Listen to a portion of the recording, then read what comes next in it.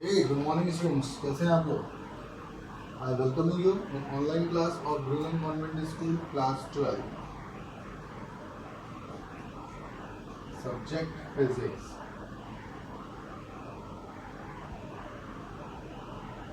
Okay guys, yesterday हमने अपना री ऑप्टिक्स का पोर्शन कंप्लीट कर लिया था। री ऑप्टिक्स में आपको मैंने लास्ट रिफ्लेक्टिंग टेलीस्कोप बता दिया है, रिफ्लेक्टिंग टेलीस्कोप बता दिया है। री ऑप्टिक्स का पोर्शन था वो हो गया कंप्लीट। एनसीईआरटी न्यूमेरिकल्स में करा रहा था, लगभग 18-20 मैंने करा दिए थे, ठीक है ना।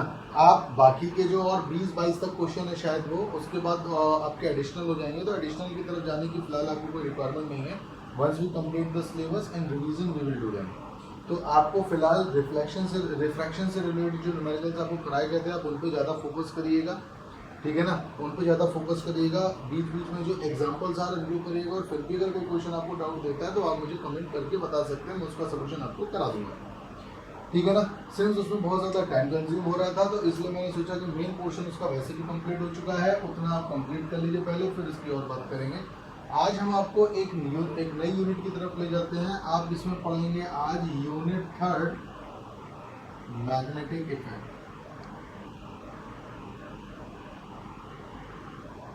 ठीक है ना। तो आज हम इसमें पढ़ेंगे मैग्नेटिक इफेक्ट का, जो हमारा मेन यूनिट है मैग्नेटिक इफेक्ट। और ये मैग्नेटिक इफेक्ट किसकी वजह से प्रोड्यूस होता है? मैग्नेटिक इफेक्ट ऑफ करंट लिख सकते हो आप, इलेक्ट्रिक करंट की वजह से, ठीक है ना। इलेक्ट्रिक करंट एंड मैग्नेटिज्म इसका पूरा चैप्टर है। इसमें आप लगभग 4 चैप्टर पढ़ते हो। इसमें जो 4 बेसिक चैप्टर आते हैं जो इसका पार्ट है, पहला magnetic effect of current,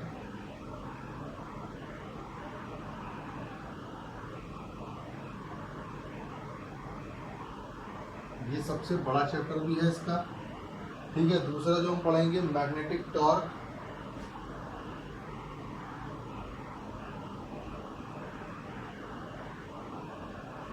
loop. उसके बाद नंबर 3 जो पढ़ेंगे मैग्नेटिक फील्ड,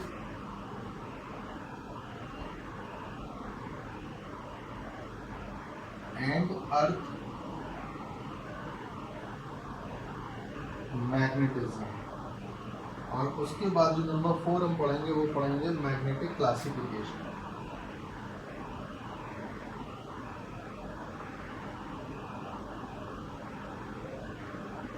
गाइस, आपके बोल सकते हैं कि एनसीईआरटी का ये चैप्टर नंबर 4, 5 है, या शायद इसमें 6 भी कवर है।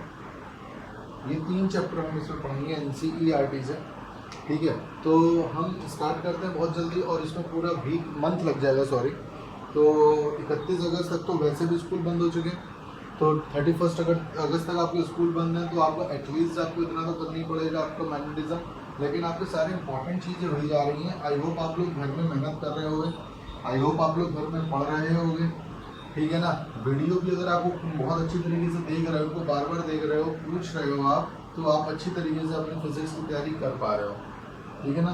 तो आज का जो हमारा चैप्टर है वो यूनिट, इसका पहला चैप्टर हम लेके चलते हैं, वो है हमारे पास मैग्नेटिक इफेक्ट ऑफ करंट। तो हमारा आज का जो चैप्टर है वो है मैग्नेटिक इफेक्ट ऑफ करंट, यानी कि करंट का मैग्नेटिज्म पर क्या इम्पैक्ट पड़ता है, किस तरीके से करंट मैग्नेटिक इफेक्ट प्रोड्यूस करता है। तो इसकी जो बात की थी सबसे पहले 1820 में ऑर्स्टड नाम के एक साइंटिस्ट ने की थी, जिन्होंने ये पता किया था कि moving current in a wire can produce magnetic field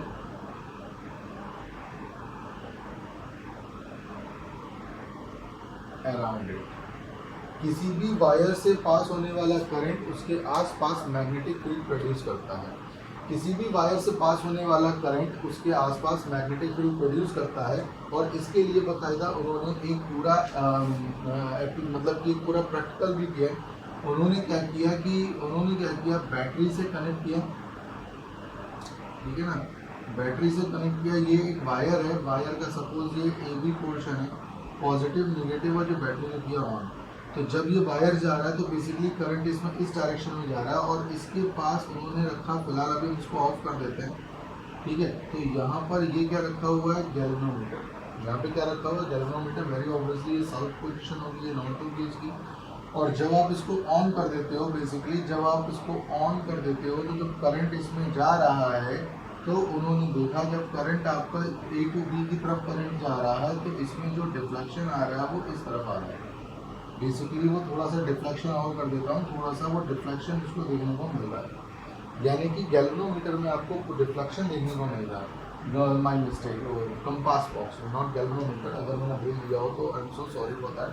compass box होते हैं, आपने शायद इसको देखा हो, कंपास बॉक्स। कंपास बॉक्स का मतलब ये कंपास नीडल होती है। कंपास नीडल का मतलब होता है ये डिवाइस होती है, इसको हिंदी में बोलते हैं, बड़ा अजीब नाम है इसका, पता है। अगर आप इसको हिंदी में पूछना चाहें तो इसको बोलते हैं कुतुबनुमा, या कुतुबनुमा कहते हैं इसको। और कुतुबनुमा का मतलब होता है ये एक जो पहले के टाइम पे आपने जैसे मूवीज़ देखी होंगी, Hollywood movies, the pirate of Caribbean, like this kind of movie, जिसमें लोग समुद्री यात्राओं पर निकलते हैं तो अपने साथ एक कुतुबनुमा एक छोटा सा बॉक्स लेके चलते हैं, छोटा सा इतना बड़ा होता है, ठीक है। वो डायरेक्शन बताता है, एक्चुअली में इसमें मैग्नेटिक इफेक्ट होता है और वो मैग्नेटिक इफेक्ट की वजह से वो हमेशा नॉर्थ एंड साउथ की तरफ रुकती है उसकी नीडल, और जिसकी वजह से हम ये कह सकते हैं कि नॉर्थ एंड साउथ में गया, उसके नॉर्थ के राइट में ईस्ट होता है और वेस्ट में अपोजिट साइड में क्या होता है, जैसे ये नॉर्थ है इसके राइट में ईस्ट होगा और इसके लेफ्ट में वेस्ट होगा। तो आप ये देख सकते हो कि आपकी कंपास बॉक्स में डिफ्लेक्शन आ रहा है, तो कंपास बॉक्स का डिफ्लेक्शन ये बताने के लिए सफिशिएंट है कि यहाँ पर मैग्नेटिक फील्ड प्रोड्यूस हुआ है। और मैग्नेटिक फील्ड कब प्रोड्यूस हुआ है, जब आपके वायर में करंट नहीं था तो इसमें कोई डिफ्लेक्शन नहीं आ रहा था, लेकिन जब वायर में करंट आया, यानी कि जब आपने इसको ऑन किया तो पॉजिटिव से निगेटिव की तरफ आपने पॉजिटिव टू निगेटिव करंट को ट्रेवल कराया, तो वायर में करंट आया, तो बेसिकली इसमें डिफ्लेक्शन देखने को आपको मिला। तो होता है क्या बेटा, होता क्या है कि जब भी आपके कंपास बॉक्स में डिफ्लेक्शन आता है तो आप कहते हो उसमें मैग्नेटिक इफेक्ट प्रोड्यूस हुआ, और यही इनका एक्सपेरिमेंट था। इस एक्सपेरिमेंट को हम स्नो रूल से और जानते हैं, एक और इसका नाम है स्नो रूल। क्या, स्नो, SNOW।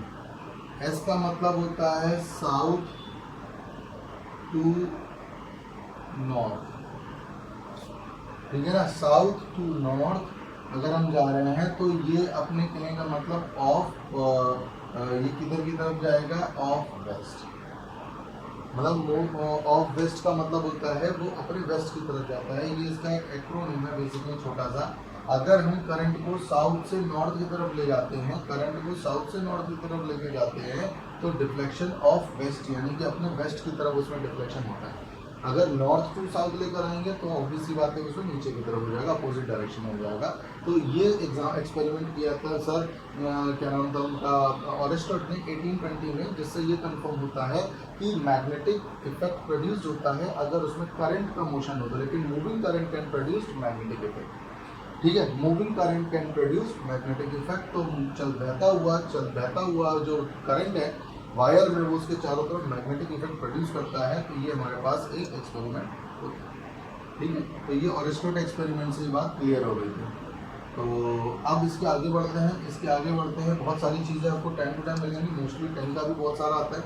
इसके बाद आता है concept of magnetic field.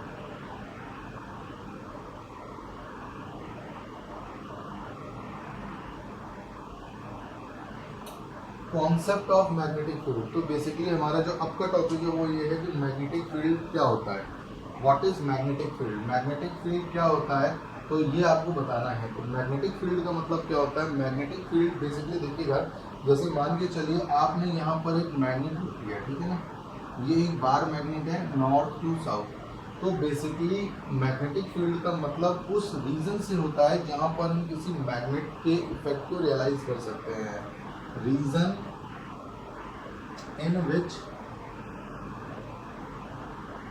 we can realize effect of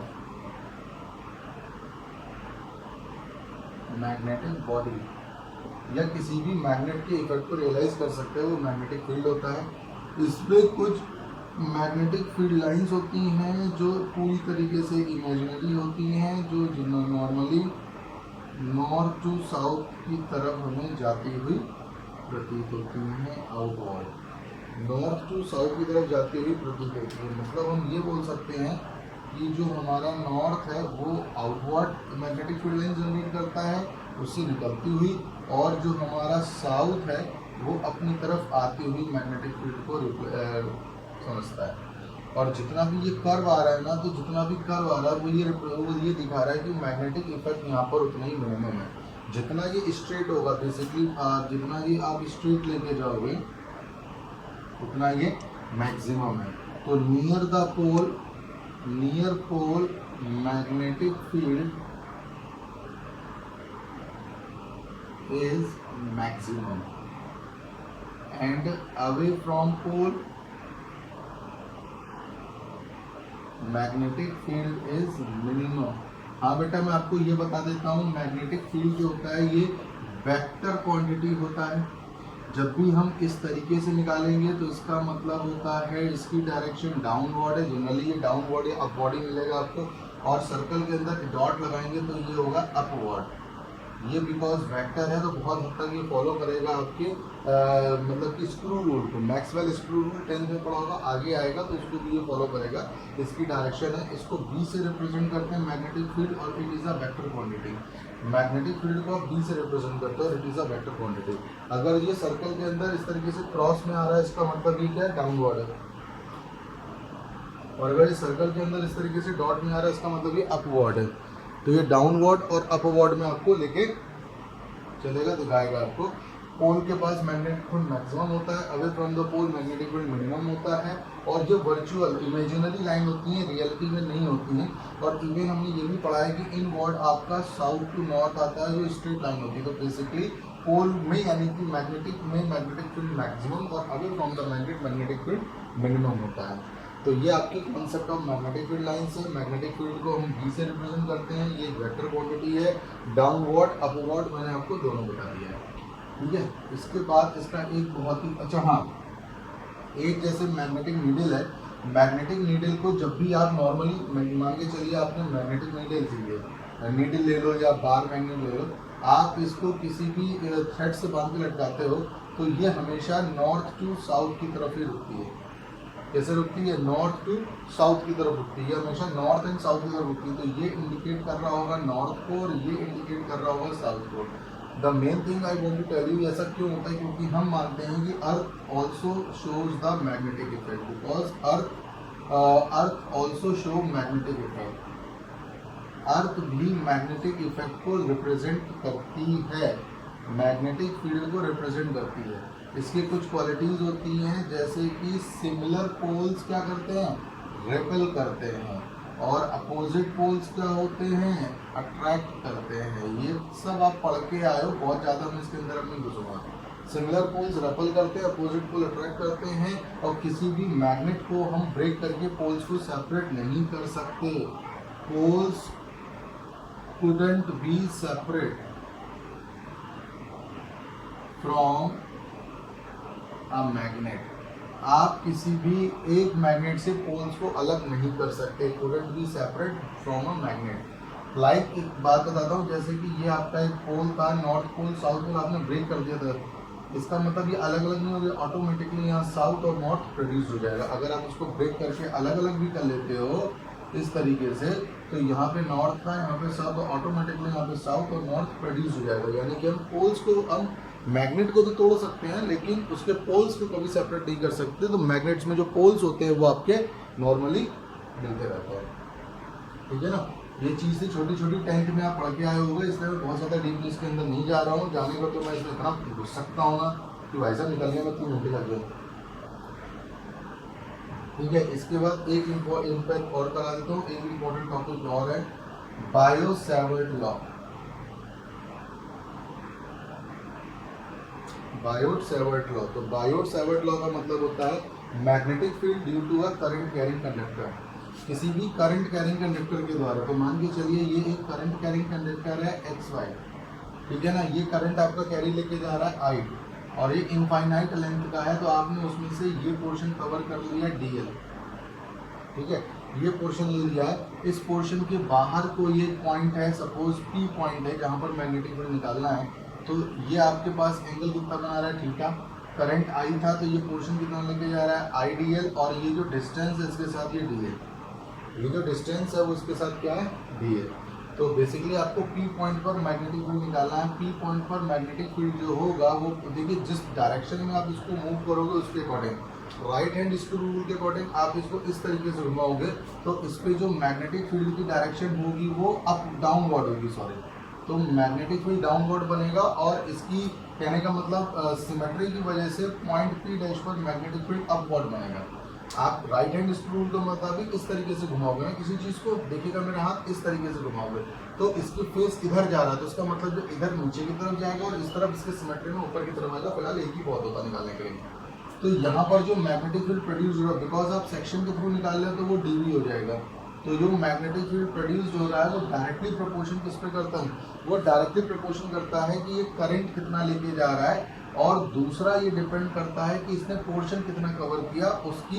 ये देखिए ये एंगल कितना है, साइन, तो ये हो जाएगा उसके साइन, क्योंकि यहाँ पर साइन जो होता है वो because it is a vector quantity, तो यहाँ पर परपेंडिकुलर यहाँ पे मैग्नेटिक फील्ड काम करते हैं, इसलिए हमेशा साइन पोर्शन लेते हैं, क्योंकि साइन फैक्टर परपेंडिकुलर होता है, साइन कंपोनेंट।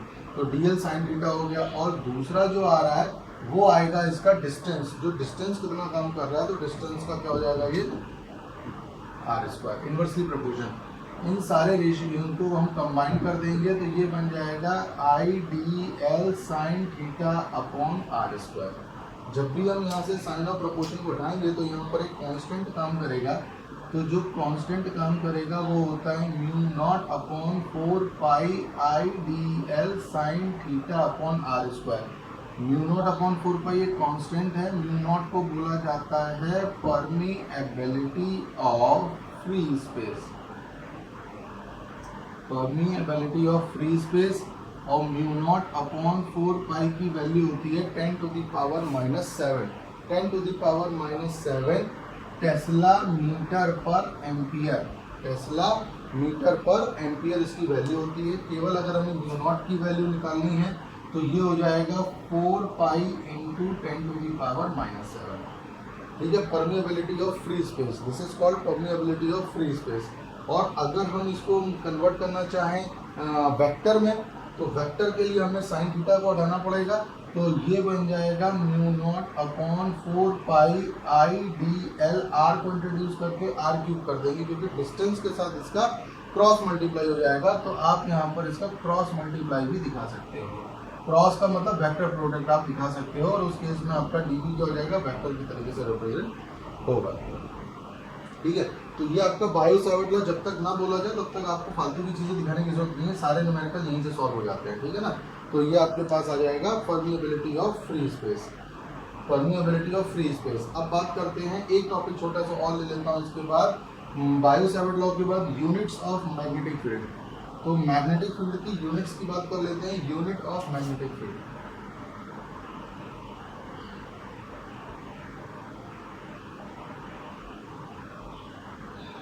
मैग्नेटिक फील्ड की यूनिट क्या होती है, तो मैग्नेटिक फील्ड की जो ऐसा यूनिट है वो होती है टेस्ला, याद रखिएगा।